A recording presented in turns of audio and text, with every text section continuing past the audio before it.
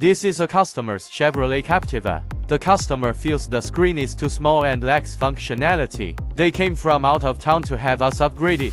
Let's get started. First, we remove the original Foxwood trim. Next, we unscrew the two screws behind the trim. Then, we remove the air vent panel. We loosen the screws here. Remove the original buttons from the panel. Next, we unscrew the screws securing the original screen.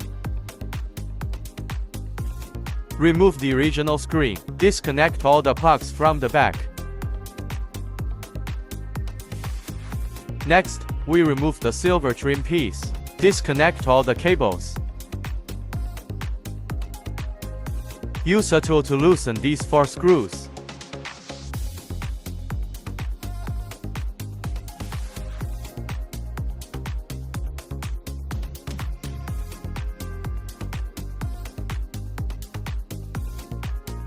Remove the main unit of the original radio. Disconnect all the cables from the back.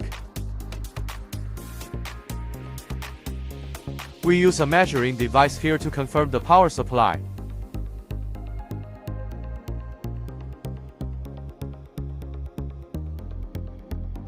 Begin connecting the cables. Connect one end of the power cable we prepared to the original car plug, and the other end to the new screen.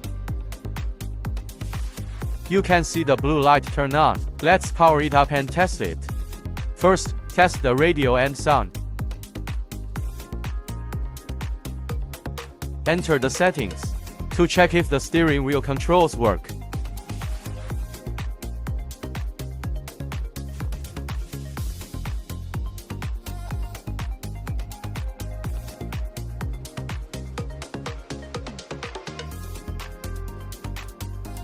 Testing complete. Everything works. We then remove the original air vents. Install them on our new unit. Reconnect all the cables.